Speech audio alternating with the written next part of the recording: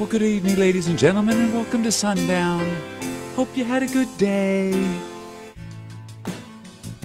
We're going to get started in just a few moments. Frankie's stuck on set, so he asked me to take over for him. We're glad that you're here.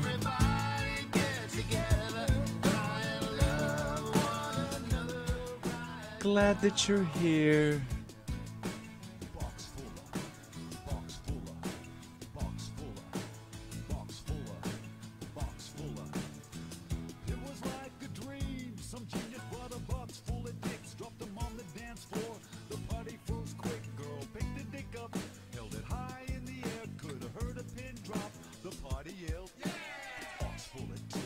Well, hello, and welcome to Sundown with Frankie Ray. Frankie is on set tonight. I am Kalia McKinney, filling in for Frankie Ray. So welcome to Sundown with Francesca Ray. Frankie said that you can just think of me as his feminine side or his sister. Let's get into things. U.S. election 2020 will be, who will be the next president? Well, we are getting ready for the presidential debate. House Speaker Nancy Pelosi has once again said she does not think former Vice President Joe Biden should debate President Donald Trump ahead of the November election. Wait a minute. I have that in my briefing folder. Okay. Telling CBS on Friday morning, why bother? He, Trump, doesn't tell the truth. Well, the Democrats leader, they weighed into the race this week after having already previously said she was against the former vice president debating Mr. Trump. That's what she said. The House Speaker has been an outspoken critic of the president, warning Americans to ignore the lies, quote, and, quote, to insist on the truth, as he has begun leading White House coronavirus press briefings earlier this year. Well, on Friday, she reignited those calls while slamming the president in an interview with Gayle King. She said, quote, not that I don't think Mr. Biden would be excellent. I just think that the president has no fidelity to fact or truth. And actually, in his comments the last few days, no fidelity to the Constitution of the United States, she said. And then she further went on to say, quote, he and his henchmen are a danger, but their comments are a danger to our democracy. That's what she said. Let's hear it from her very own mouth.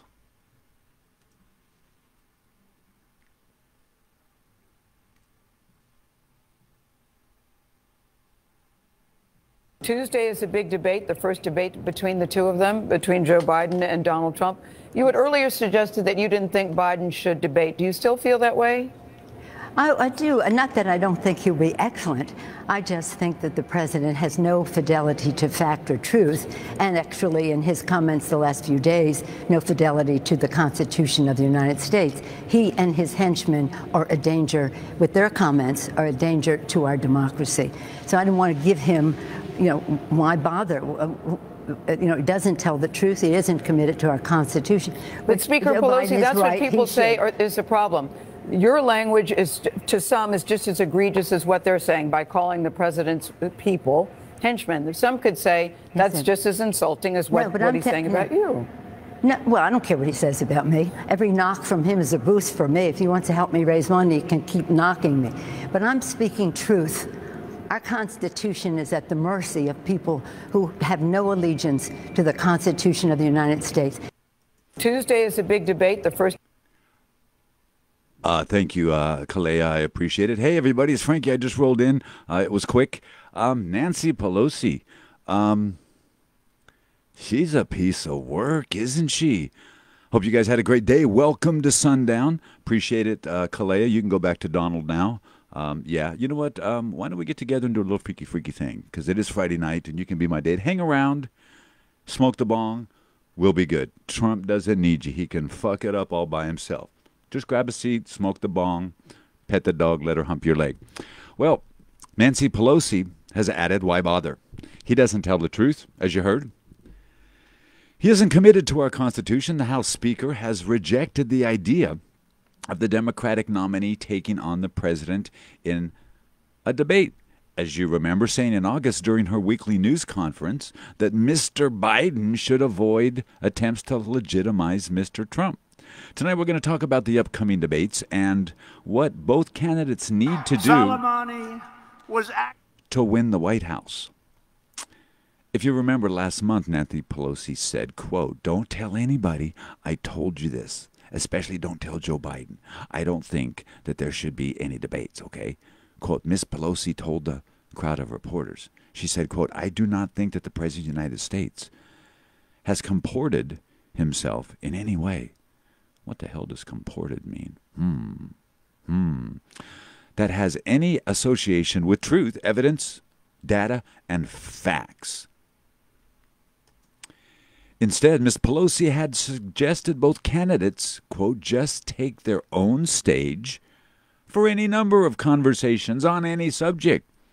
Nose picking, rain in Bolivia, any subject. She said, let that be a conversation with the American people.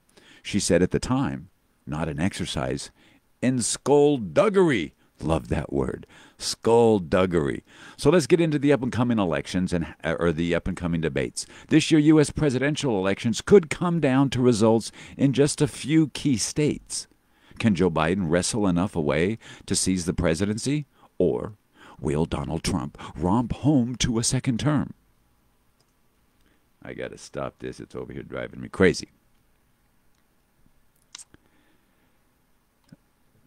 And I lost my spot while I'm talking shit. It's all about the race to 270 electoral votes. And this time, you decide. You get to decide. They're saying that you get to decide. How do they pick these states? Well, in the U.S. election system, it's the state-level results that actually count. Each state has a number of electoral votes based on population, and many reliably vote the same way each time. Two independent American sources, Real Clear Politics and the Cook Political Report. They publish lists of states grouped by how they are expected to vote on election night. Well, several states are classified as toss-ups. We don't know. Could be anybody, which means they could be won by either side. They choose their 7 key states from those toss-up states which have enough electoral votes to sway the final outcome and where we expect the battle to be fought most closely. President Trump won all of them in 2016. All of them. Hillary got nothing. Nada. Nix. Yet. Nine. Zilch. You drew a blank, bitch. Trump won all of them. Why do the candidates start with some votes? Well, since most states are already tipped to vote one way or the other, they have assigned their respective electoral votes to the candidate that each is considered most likely to vote for. This means the game starts at 188 votes for Mr. Trump and 233 votes for Mr. Biden. Well, can there be a tie? Technically, yes. There are a total of 538 electoral college votes, and it is possible for two candidates to win states in such a way that each will come out with 269 votes. Awkward. This is awkward. Well, to break the tie, the U.S. House of Representatives will vote for the next president, and the Senate will vote for the next vice president. That's awkward. This is so rare, though. It has only happened 3 times in U.S. history, and not since 1836. But it has happened. There's been a tie 3 times. That could be some crazy shit. Let's go to the call-in lines and see if anybody wants to talk some shit about it and find out if you got an opinion on it. Give me a call, 818-579-4651. 818, oh, this is not doing what I want it to do. 579-4651. There's the call-in line right there. Give me a call real quick, 818-579-4651, if anybody wants to chime in on the possibility of a tie And while we're waiting for you guys to call in, we're going to jump into the election and the up-and-coming debates. We've had months to set peace events, tightly controlled by the team of campaign staff. Well, it's about to end. On the debate stage, candidates are on their own, and in the whole campaign, this is the moment most fraught with risk. Plenty can go wrong, so hold on tight, my friends. Here's a handy guide for you. When and where are the Trump versus Biden debates? Well, my friends, there's going to be 3 presidential debates on the agenda. 29th of September in Cleveland, Ohio. 15th of October in Miami, Florida. 22nd of October in Nashville, Tennessee. Vice President Mike Pence and Senator Kamala Harris, Kamala, whatever, will also go head-to-head on the 7th of October in Salt Lake City, Utah, Mormonville. Well, what's the format for the first debate? 6 questions in 6 segments, 15 minutes each segments. Well, the segments are Trump and Biden's records on the following: the Supreme Court, heavy conversation right now. Coronavirus pandemic, another heavy conversation. Race protest and violence in cities, very heavy. Election integrity, kind of heavy. Economy in the dumps. Those are the topics of the different sections. Well, Mr. Trump and Mr. Biden will get 2 minutes apiece to respond to the questions initially before the back and forth begins. What should people watch out for in the first debate? Well, do you wonder how long it will take Trump to say something about Sleepy Joe? Some off-the-cuff comment? I do. Like, I will try and keep things slow and smooth for you, Joe. I wonder what the odds are on something like that in Vegas. Does anybody know? Are they taking odds on when Trump insults Sleepy Joe first? Donald Trump is a known quality. He seeks out and dominates the public spotlight, and his strengths and weaknesses are familiar to most Americans. That's why presidential debates will be much more focused on how Joe Biden performs in the spotlight. Well, I think Biden's task will be to post a sure and steady performance. He needs to make America... What the heck?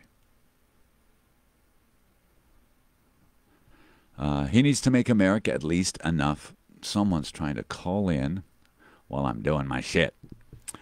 Oh my God, stop trying to call in, please. He needs to make America, at least enough of them, to win in November, comfortable with the thought of him in the Oval Office. I wonder how long it takes Trump to trigger Biden and to pull him into his emotion. Well, Biden needs to dispel concerns about his age and the mental steadfastness while avoiding the kind of verbal stumbles that have bedeviled him in the past. Yeah, that's probably going to be a chore. Trump's job, on the other hand, will be to tip his opponent up, to tip him and trip him. A tip trip. As Hillary Clinton and his primary opponents can attest, he is a destabilizing, unpredictable presence on the stage. And if he can fluster Biden, it may sow the seeds of doubt in the minds of the Democrats' less devoted supporters.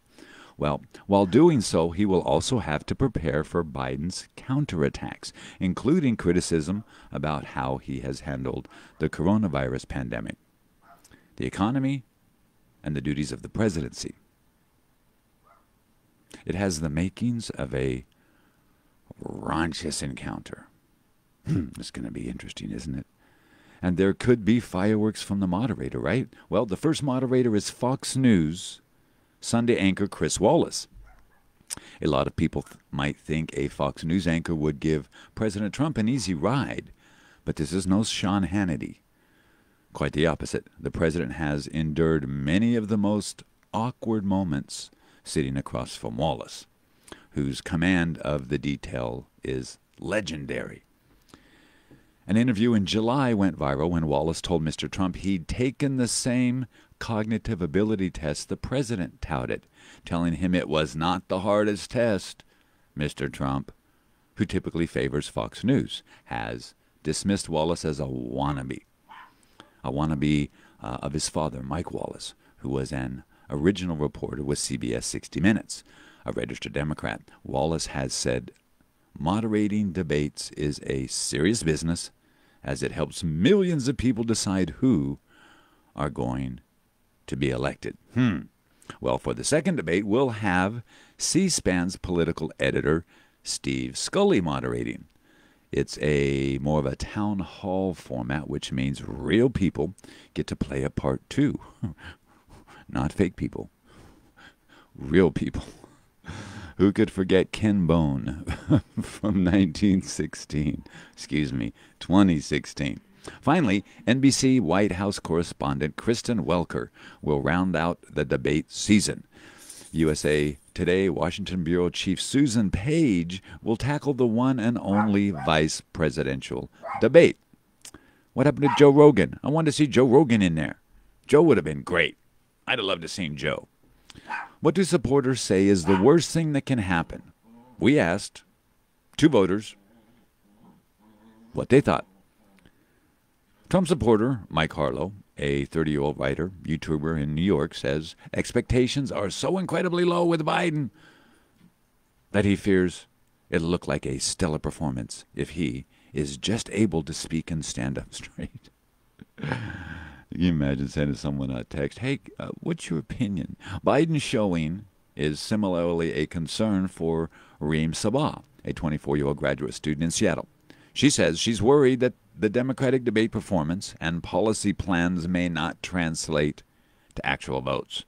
Quote, she said, I'm concerned people will say Joe Biden doesn't have the energy to be president, or he's too old to be president, or he doesn't have the character or the gravitas. Love that word. You got some gravitas, girl. But when many debates actually affected by the elections, I don't know. Viewership has been on the decline, but millions of Americans still regularly tune in. It's both entertainment and information, and a lot of bullshit. For many voters, the debates can cement their candidate of choice. The first ever televised debate in 1960 pitted young Democrat Senator John F. Kennedy against the sitting Vice President Republican Tricky Dick Richard Nixon. Tricky Dick. That's a nickname right there. Well, Mr. Kennedy's team made sure he looked fresh for the close-ups, while Mr. Nixon, who was recovering from an illness, donned an ill-fitting suit and was seen wiping sweat from his brow.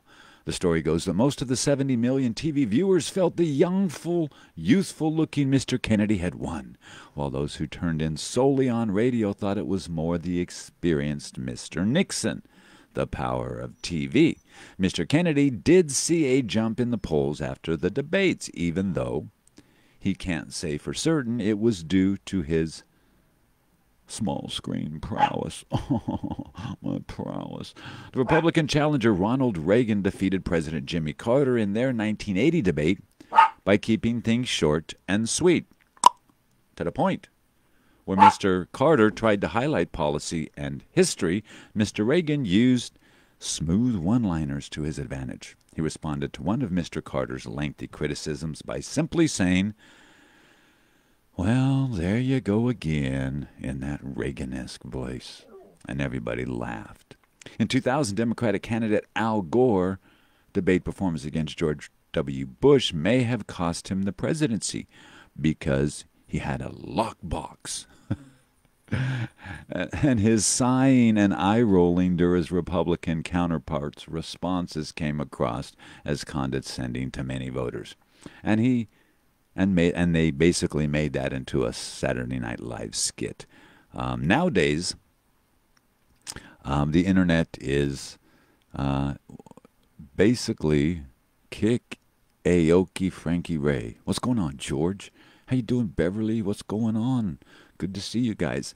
Basically now I think everything is different. We are over, back then we rarely saw the candidates. We saw them on TV a couple of times. We might have seen news clips of them speaking. Now we are oversaturated with every time they breathe or fart or do anything. Everything about their children is splashed all over the news. We're sick and tired of hearing about these candidates. Probably everybody in America has already made up their minds about who they are or are not voting for. I don't think there's a sentient thinking an adult out there that is saying, well, let me wait until my final decision for the debates. Let me see if Biden is sentient or if Trump can, bait him into being dumb and stupid and emotional. Ruth Ginsburg was laid in state this morning. I watched it before I went to set. The first Jewish and woman to have done so. It was, I don't know if you watched it, I found it very impressive, very emotional, and I was very struck by it. And what struck me is this. I think we all as human beings feel unique and special, and I think we all hope that we can make a contribution to this world in this thing called life that we live. And we all have dreams, hopes, and aspirations, and I think it's human nature intrinsically to want to be remembered. I went into the film business basically for the money in the beginning, and then I realized that they were recording everything and it would be there forever. And that struck me in a way that it was a way for me to leave something that lasts possibly of me, and maybe 100 years from now someone might come across a commercial or a film and go, oh yeah, that was that guy back then in the 2020s during the Rona thing. And so watching Ruth being honored for having such a distinguished life and for having fought so hard for the rights of everyone, and including women. So many, you guys, you got to remember that women couldn't buy a house without a man co-signer. There were so many things that women still weren't allowed to do when she approached that bench. And Ruth Bader Ginsburg left a legacy upon our country. I believe Trump is committed to nominating Brennan, I think is her name, who was pretty right-wing, and that will shape the future of SCOTUS. But watching her lie in state on the easel that was made for Abraham Lincoln, it just struck me, the slow moving up the steps, everybody there in solemn silence, paying tribute and honor to a woman who could not get a job as an attorney, coming out of law school in the top of her class, where any man would have immediately had his pick of jobs.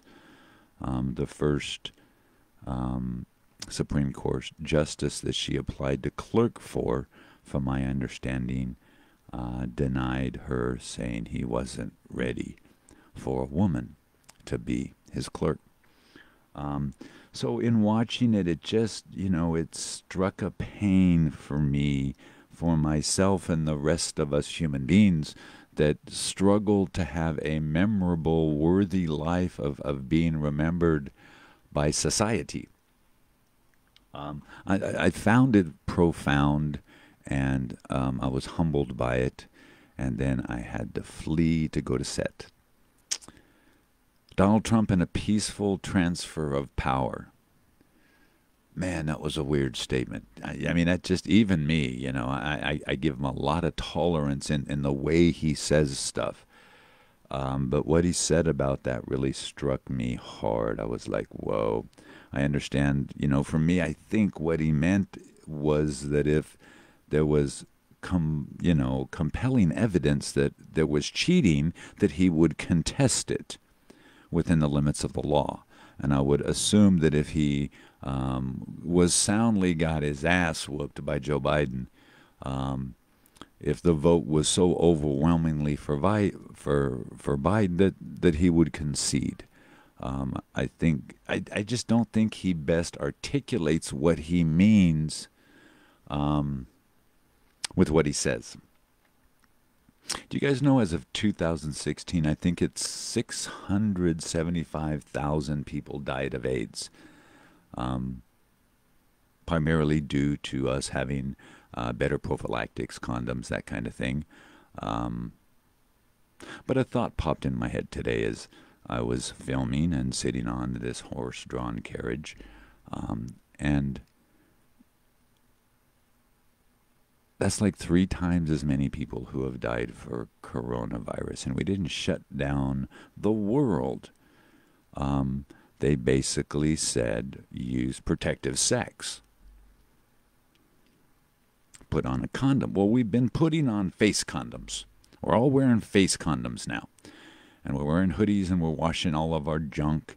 And anyway, it just struck me that, they didn't shut down the world. They didn't tell us to stop having sex, to stop doing the freaky, dicky, to stop fucking, because there was a killer out there.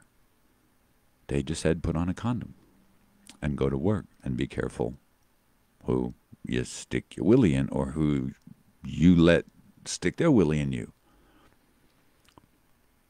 Just popped into my head, thought I'd throw it out there.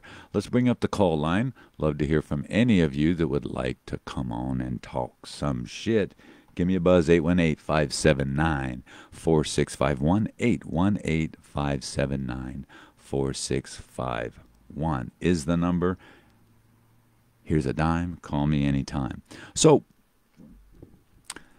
Nancy Pelosi, man, it's... Is it just me, you guys? Is it just me, or is Nancy Pelosi out of her fucking mind?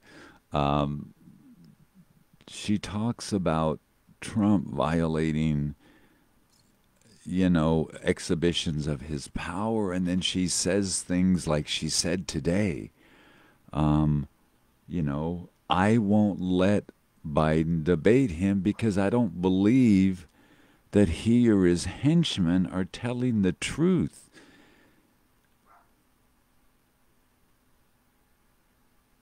Here's a person that runs the House,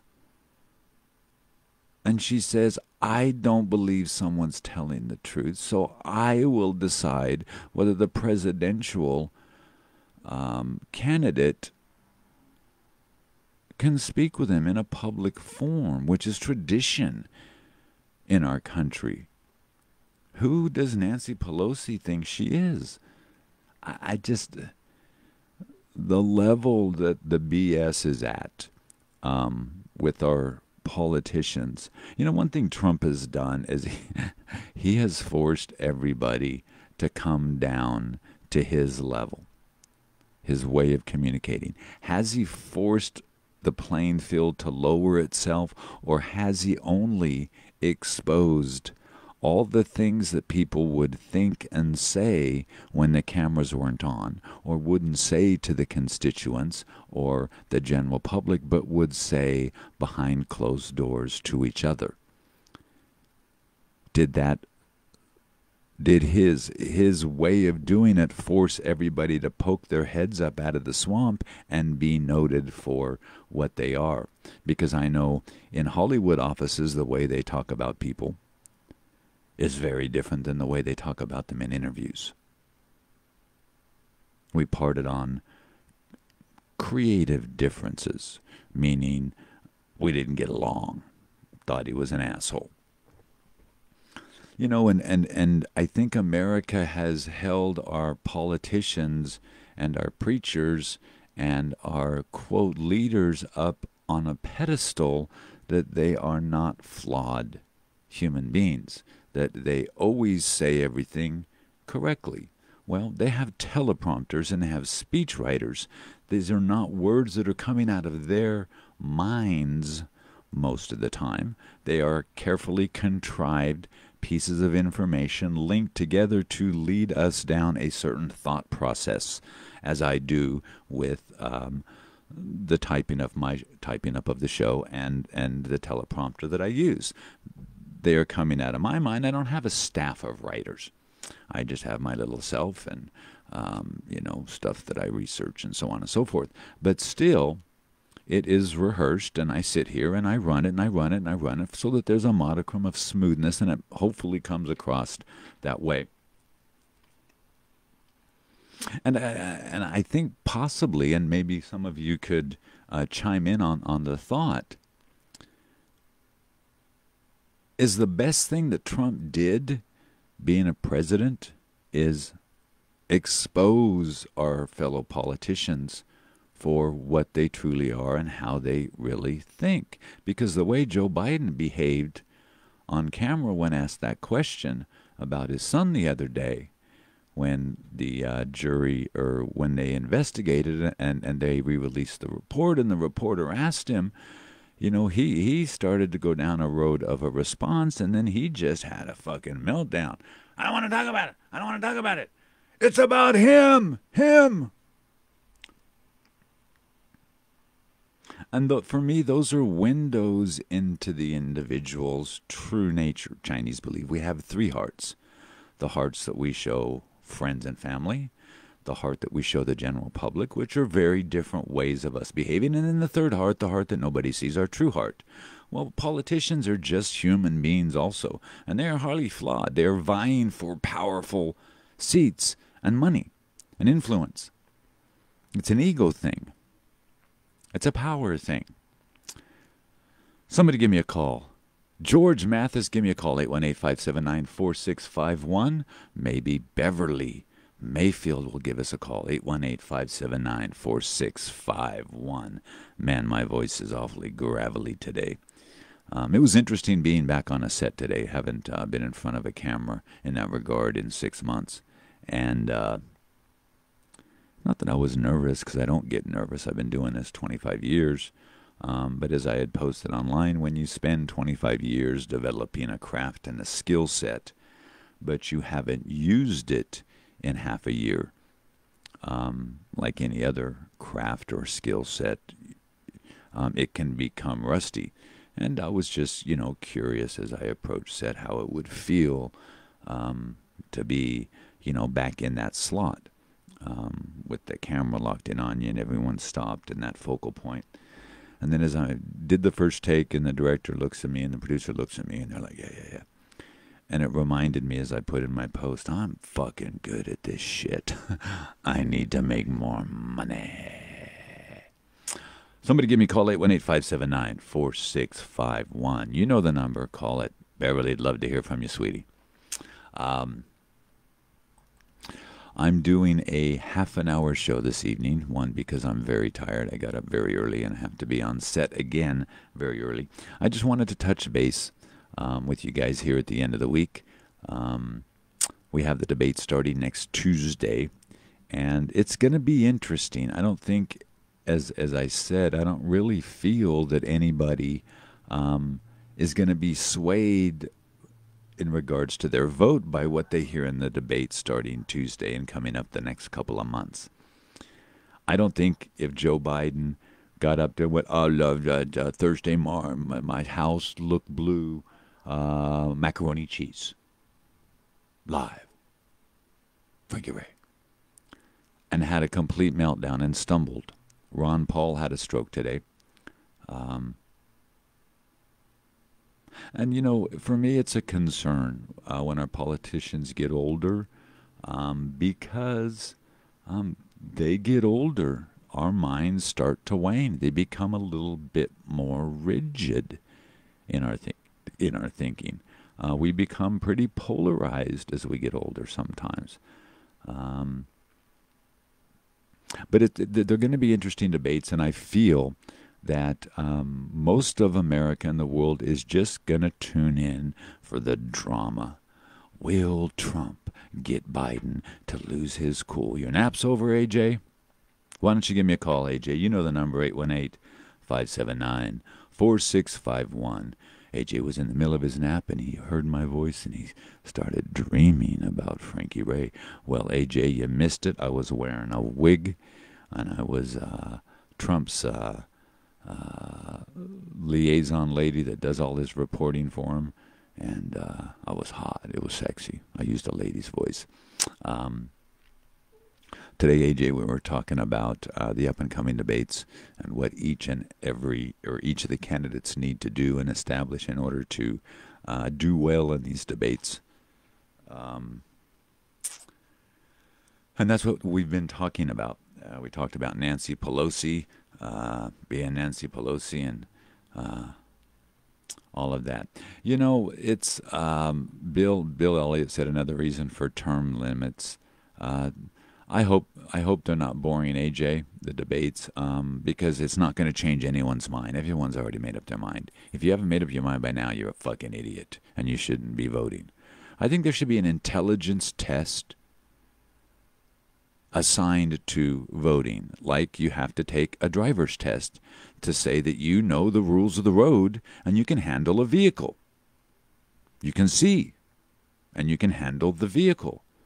I think there should be a basic civics test about history and law and America and finance and all of these kind of things in order for people to vote. You got to take your voting test. If you're fucking dumb as a brick, you don't get to vote. Maybe that's not a good idea, because then they can't, just get any old bonehead to come down there and vote.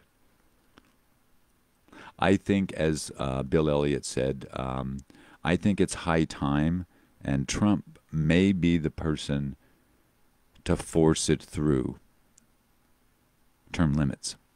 It's something that needs to be done. It's overdone. It's going to be very hard to get senators and people to vote against the demise of their own terms. But I think it's the only way we're going to get, one of the ways we're only going to get control back of our government. I don't know if anyone will be able to wrestle that out of them. Wouldn't it just be wonderful if Trump said something like this? Hey, if you guys vote in term limits, 2 terms, just like the President of the United States, for every Senate seat, every House seat, every senator, every governor, I'll walk away from the White House. Pass it. 2 term limits. 2 terms, that's it, just like the president, and I'll walk away. See, that's some shit that I would do if I was in a situation. I'd say, you know what? If you want me gone, you have to cut your nose off, and then I'll leave. Ha. Bill Elliott says, if not any intelligence test, at least a questionnaire of why you are voting for who you are voting for, not just because person X is racist. Well, that's a possibility, Bill, but then I feel what would happen is people would say, well, now you're trying to question, my right to choose. Hey, you're on Sundown. Who's this? Dude, AJ. It's live. AJ Ensor. Ensor? I had to find the damn number. You didn't leave the full screen CG up. I would think it was in your phone because you call me all the time. Leia, stop humping my leg. I have to find it. Ah. How was your day? Well, I got some spinal injections, and I keep falling asleep. Well, that's good. Where was it? I have my former business partner would get epidurals all the time, just because, degraded discs, they're fucking nightmares. So I totally. I got shrapnel itching on my spine. Nasty operation, so they suggest I don't. Yeah, sometimes it's just better to leave them in there and let them itch. Right. Well, if they itch, then they swell. Yes, they do. They are foreign objects. Right. So yes. That's why I get.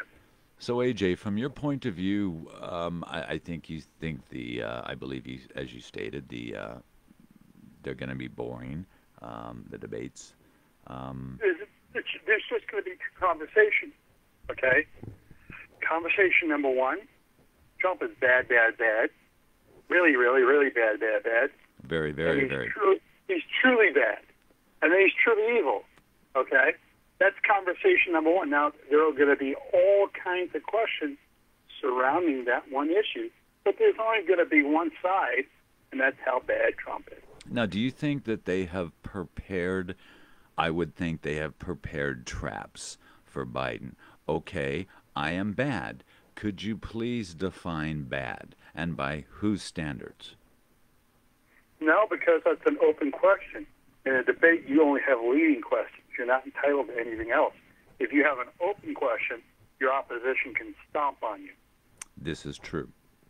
So how do you think they would logically counter that? I don't think Trump is going to be able to convince. I think all he can do is run on his record and say, hey, coronavirus. He's going to run on his mouth. He has no record. He's going to run on his mouth. Well, it's the same thing he's always done. He's always done. Everyone has to keep in mind that Trump he's first defeated 16 candidates for the Republican nomination back in the day. That's no easy fucking task. I mean, he wiped them out. And then he wiped out the opposition. There hasn't been anyone he hasn't wiped out yet. But that was before anybody knew what he could or couldn't do. Now he's been in office. People who cast votes for him knew exactly the quality of human being they were voting for. Right, but there were a lot of people, I believe, even Democrats, that said to themselves, hey, this guy might change things because he's a businessman, not a politician, and we know who Hillary Clinton is. We don't want 4 years of her. Right. Well, back when you started this thing, this Speak On Live thing that you got going here, I explained to you, I introduced myself as the person who, on the first Monday of September 2016, okay, predicted that Donald Trump would be the next president of the United States. Yes, you did.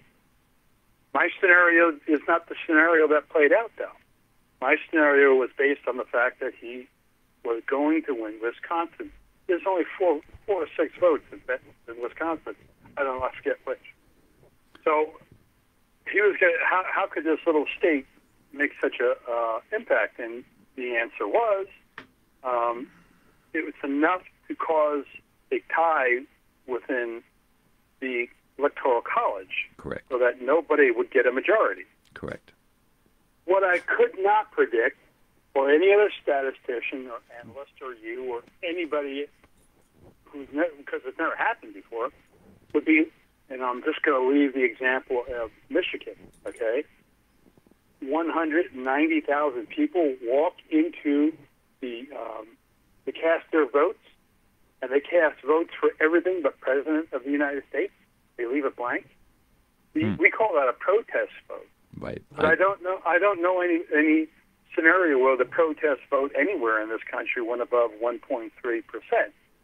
Right? Well, what do you think about this? They say the largest voting bloc in America is people who don't vote. Right. The people who don't vote are not a voting bloc at all.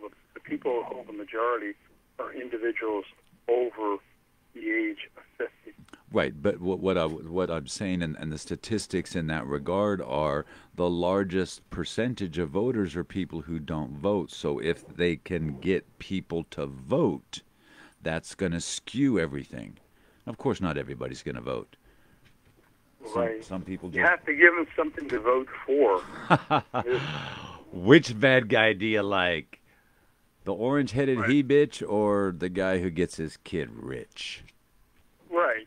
It's, there's really no difference except that, and I'm just being honest with this answer as it applies to Biden, okay, because I've just seen it too many times.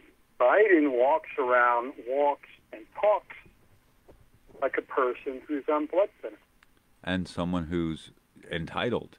And he strikes me as someone on blood thinners. I agree.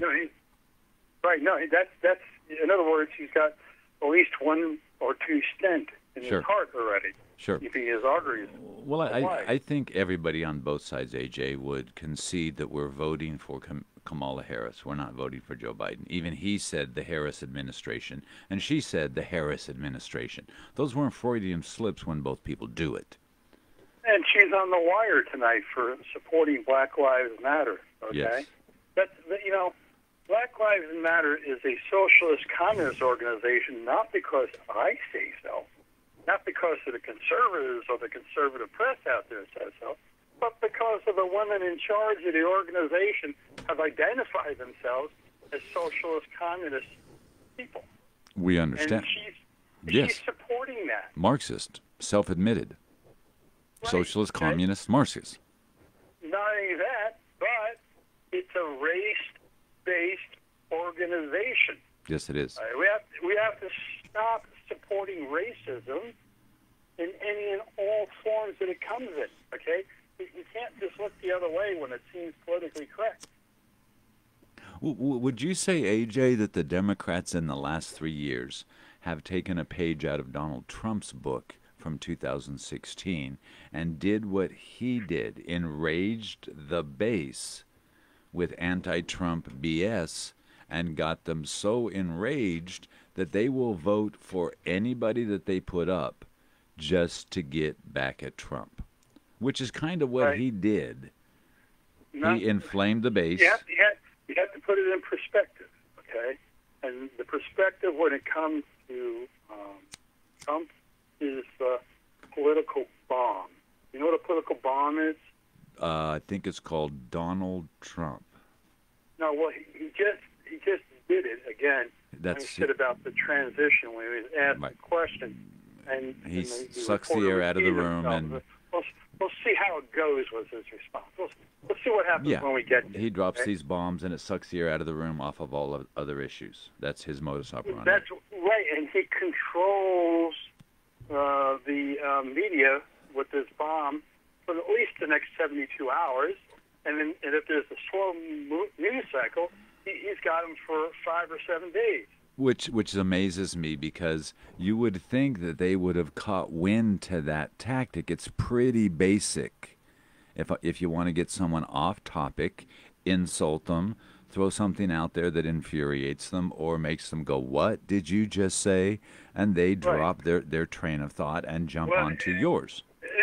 Insults don't work because, believe it or not, you isolate the black vote with insults. It doesn't matter what they are. Well, I was referring to Sleepy like Joe, okay, so if you that do kind it, of thing, Drunk Nancy. If you do it, you're losing it. Do you think that Trump has the black vote? Well, Not the idea BLM is vote, to because say, that's not people of color out there in this country to go and vote at all. not the BLM vote, because that's white people. White people are BLM. It's not a black organization. Even the people that have been running it The saying, women in charge are all black. well, it's different, the people in charge, than the people that run things. We know how that works. Those are the people money, that. right? Those are the people we're back that. to George Soros, who is funding them. Of course, but we fundamentally understand that the people that started Black Lives Matter started it during the Obama era, and those people are not actually running it. They're just talking. George Soros is running it. Everybody knows that. What do you think about constitutionally, because I believe Trump has the legal precedent to do so, to remove the funding from cities that have not done their jobs, as he's alleged? Okay, to remove what from the cities? Funding from New York, Oh, funding. Right. California. Right. Well, he can declare them not in compliance with Correct. something. Correct. I don't know what the politically correct answer to that is, but it would be they're non-compliant in something. Well, that will cut them off. I know the word you're referring to. It's basically that the states are charter corporation, or the cities are charter corporations to states, and within that charter corporation, they've had to agree to do certain things, and if they don't do those things, then the state can defund them, and the federal government, I believe through the supremacy clause, I may be incorrect, can defund the state, which can defund the cities, and it kind of rolls downhill, which would tie us up. Every incorporation, regardless of the type, is a charter. Correct. And so when you're talking about municipalities, you're talking about a public incorporation. So, yes. The American government is a corporation. Which is jointly owned by the people who do the incorporation and the state, which is sovereign over all public incorporations. You know, AJ, are you on your laptop or your phone? I am on the phone. Because I know on Facebook you can hit send a video request. I tried that. You rejected it. I've never rejected it. Send me one. It should pop up right on the thing, and I'll hit it, and then boom, you'll be on. Dude, I'm miserable right now, and I look that way, so forget it. That's okay. I don't put my face on either. I was wearing it, but maybe next time. Okay. When I'm not on so many drugs. I'm just curious that if it will pop up, if someone would hit that video button, video request. Let's try it when you don't have an audience. Okay, well you can send it. I just won't hit it, and I'll see if it pops up. What is it that you want me to hit? You just there's somewhere on the page that says send video request or a video invite, and then it pops up. AJ is inviting you to video. I'm not plugged in. I'm sorry, dude. Okay, that's fine. I would have not. We will try this. It's not a problem. Just not right now. Sure. The debates are going to be interesting. You know, all in all, AJ, and I think you would probably agree, we're pretty much fucked for the next 4 years. They've got so much shit lined up for us with the coronavirus and the economy, and either way, Trump or Biden, who's ever in office, whoever wins the Oval, is going to be bombarded by the other side with endless bullshit, and nothing is going to get done. So we're far from... We have nobody in office or running for office that has a pair of testicles. And yes, I agree. Heaven forbid if the Democrats win the Senate, and Trump is in the White House, he is just lame duck beyond lame duck.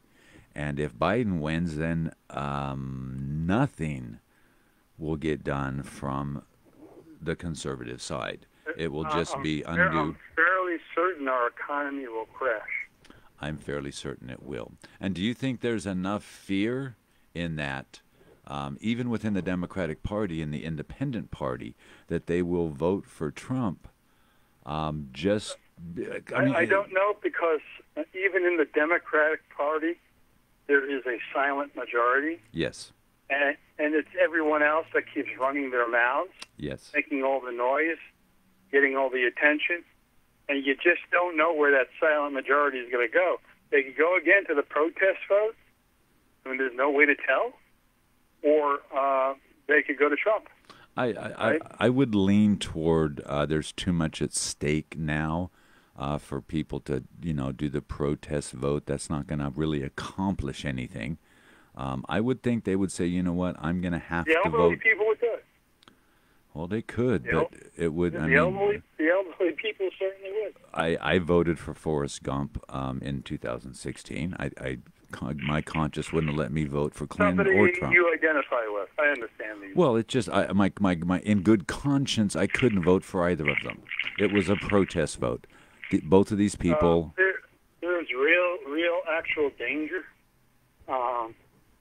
in the mail-in vote, and you just have to go through the court records from the past before Trump was even a name. I have. And looked at the case law where people have gotten caught. Yes. Well, I'm losing my voice. So. That's okay. And what amazed... Who have gotten caught stuffing the ballot. Yeah, and what amazes me is within the parties, both sides will say opposition to that fact. And the people can never find out what is truly fact. If both sides disagree, no matter how regardless the accusation, people are left in limbo. I don't know what to believe. It doesn't matter if it's scientifically proven. Let me call up the associated stuff. I saw this earlier. I've read all the stats and done a lot of research on the vote and how much of the mail-in It was vote. on the wire, the AP earlier today, where I think it was in Jersey. So they received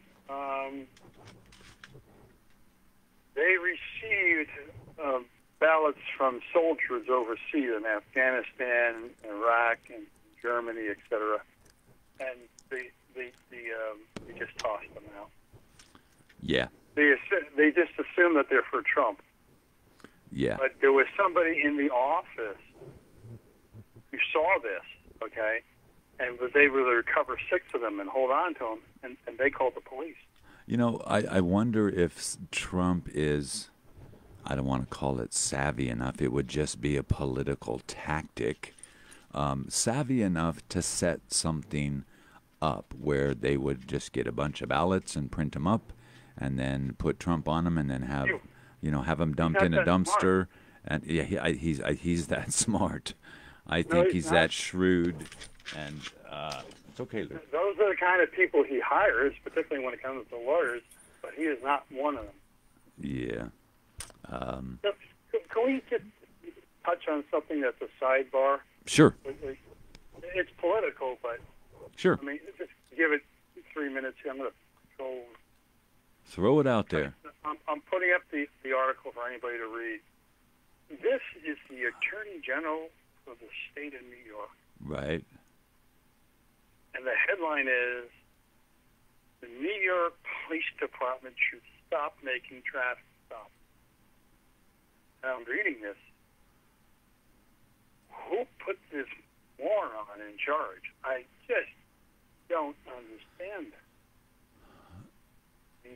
The New York Attorney General on Friday recommended the New York Police Department get out of the business of routine traffic enforcement.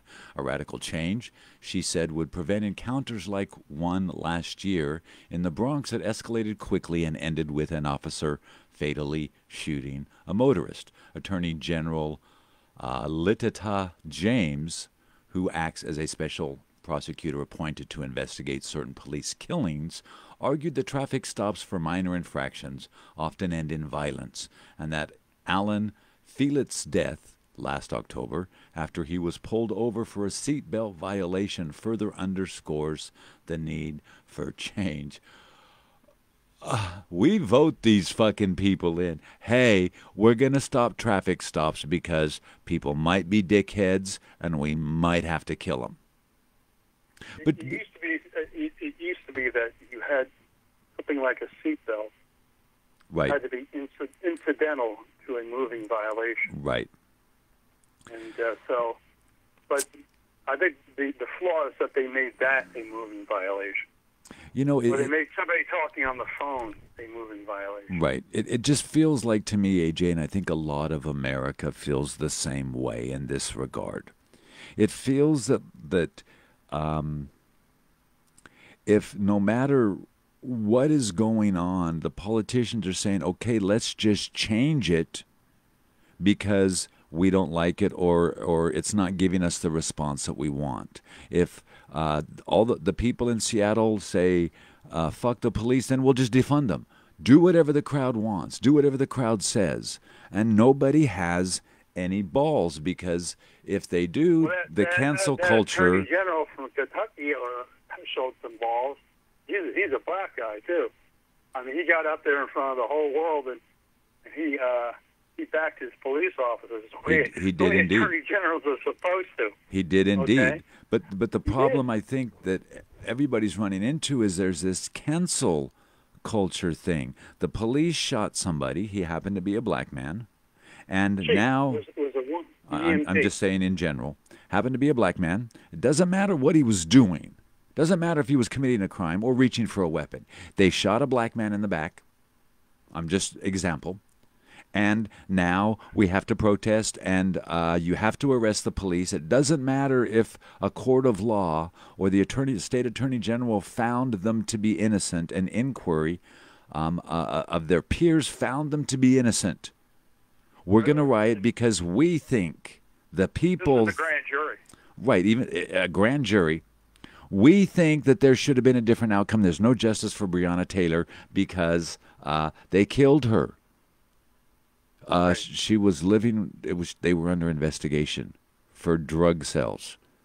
They had a warrant. It's not at all clear yet, but no, I get that, but it used to be. It used to be that they allowed the police to go through the process of being police and the courts to figure out what happened. Now the public's saying, no, we know better, and we're going to mandate through violence or the threat thereof that if you don't change shit the way we want it to be, that we're gonna spread violence and this cancel culture shit, and then you're gonna have to quit your job. So these politicians like this insane lady in New York with the, stop making traffic stops, is only done to appease. We have to change something in order to validate that we're doing our job. But the laws, to me, are set, and they've been there for a long time, and they've been working to stop these kind of things. Sure, they need to be tweaked. Things need to be investigated. They shouldn't profile African Americans. I don't understand how they cannot profile someone who's wearing overalls and carrying a big stick with buck teeth. Oh, hi, I'm going to go out in the cornfield and buck me some people. You're going to be profiled as a fucking idiot who smokes speed. That's very racist, Steve. It is, but that's human nature. You should be ashamed of yourself. I'm not, because I have no shame. Well, I do, but very little. But, it just seems to me that the people and the politicians are allowing the uneducated public to be riled up by some people who have Marxist intent and saying, if you do this enough, regardless of the reason, they will kowtow and they will bow to your demands to a certain extent just to save their jobs or to validate that they are doing something. But we have laws in place for these things, and if the courts are allowed to run that course, 9 times out of 10, 7 times out of 10, they pretty much get it right. The government has much better investigative skills than the average person in Seattle that watched the video. There's extenuating circumstance. So, it just seems to me that everybody is so off balance that it's fucking insanity. And that's why I keep saying, just start shooting everybody.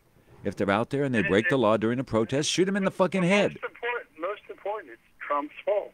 Of course it's Trump's fault. That's the narrative. That's the spin. It has nothing to do with Trump. Trump doesn't control the police officers in Sacramento or Guadalupe, Texas, or wherever. He is a commander-in-chief that runs a country. The states and the local governments police themselves. We have laws that are in place to protect these things. Maybe we need to have governmental oversight over the states and how they're running their police forces and go through and clean those out and get rid of these police gangs and that kind of thinking. But surely not defund the police. At least now some of the local governors are saying no. We're not going to defund our police, and anybody who requests that we do is going to be brought up on charges. I like it. I think you should go to sleep. You sound very tired. I do? Yes. What would make you say that? I'm coherent? My voice is clear? Well, you keep drifting on How did I drift? Direction. We were talking about the same thing, this lady from New York who wants to stop the traffic. I moved into the realm. You went very broad, though. Not that I'm criticizing you. I don't take it as a criticism. I don't think I went that broad. I was within the same vernacular of the public is over-responding to what's going on, so people like this are saying maybe we should stop the traffic stops because people are getting killed because they're getting pulled over for cell phone stuff. Well, they're probably getting killed because they're not complying. Is what I was saying. It is late, my friend. It's 8 o'clock and my hour is up, and I am very tired, and I do have to get up at 4:30 in the morning. See, I told you. Well, it had nothing to do. I didn't drift. You just wanted me to have drifted. Okay. expanded the conversation. But basically, have a good night, Frank. Well, I'm not quite done with you. We're basically agreeing in that regard. I was just trying to bring it to a conclusion in saying that I feel like our politicians are being reactive and they're not being proactive and stating the rule of law. If someone You're talking about individuals who have no leadership skills, okay? They drift in the direction of public opinion. Whatever Google Trends says they should be drifting. Sure, we agree. All right, my brother. So, I enjoyed hearing your voice. We're belonging. Look up. Look. Who's at the top of Google Trends right this moment?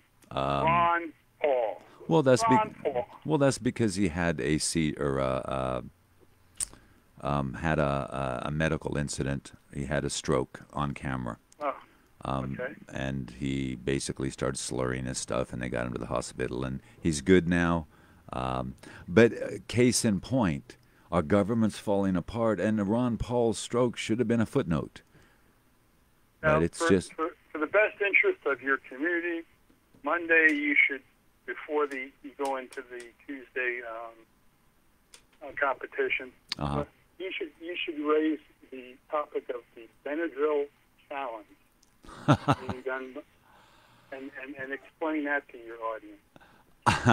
You know what I think they should do? I think they should mandate 3 medical and psychological profiles done on anybody who is running for president in the final things. By the time we get to this state, it should be a Democratic doctor, a Republican doctor, and an independent physician and psychologists should look at both candidates and render their opinions, because it is for the most powerful seat in our country.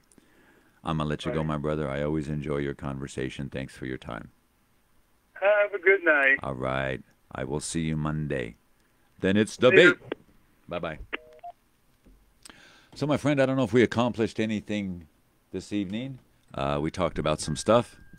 There's some points of view. I am tired. Ooh, AJ's correct.